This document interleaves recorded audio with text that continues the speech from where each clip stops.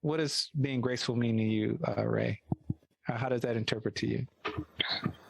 You know, when I advise myself to have grace, and then what I've been able to transfer over to my friends, clients, whoever, my community as well.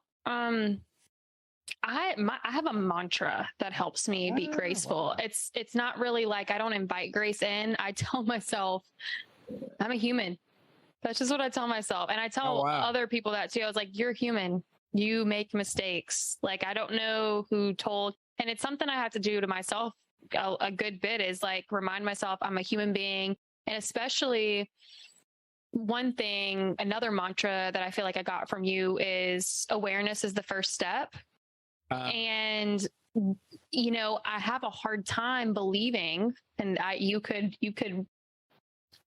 wouldn't say that you would argue with me on this, but maybe you would have a different perspective on it. But I feel like until we have grace for ourselves, then I don't know if we can get to that awareness for certain things, because some things might be too hard to look at if we don't have grace for ourselves first.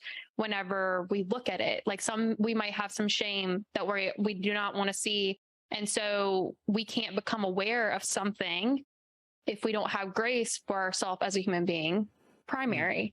So this is why I always encourage my clients and myself that, you know, you're a human being and you're allowed to make mistakes. Like, not just will you make mistakes, you're allowed to. No one is out here batting 100. And I constantly remind people of that, whether they show you their life or not via social media or in real life.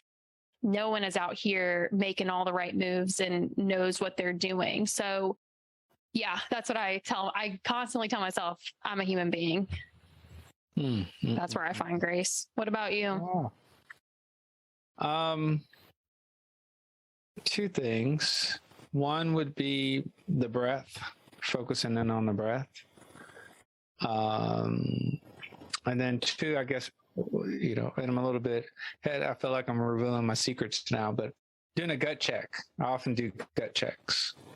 And so literally, if I could be in a conversation and then if someone is sharing something and they might complete a thought, I'll do a gut check to see if the gut or my intuition is telling me to say something or what to say or how to proceed. Or if the gut is silent, then I'm silent. And so it actually becomes quite easy and simple.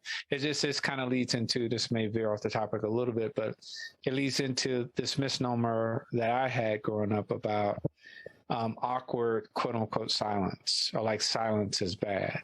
And so sometimes I would, you know, be in situations, especially with somebody I liked, a partner or something. And if me and that person had silence for too long, I thought that was a bad thing. I thought they might have not been interested or bored, or I needed to fill up the space full of something.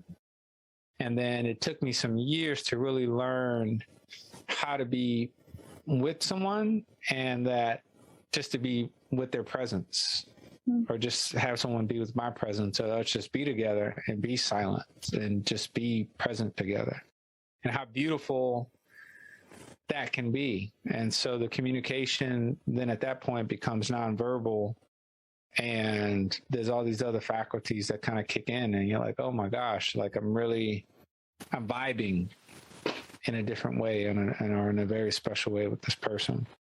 And so, yeah. And even that takes grace, because again, all the insecurities can pop up, and the thoughts and the, like, I need to do something. This person needs to, or what is this person thinking of me? And which again, some of that might be all just in my own head. So yeah, doing gut checks. Just noticing the breath of being with silence is one of my forms of grace.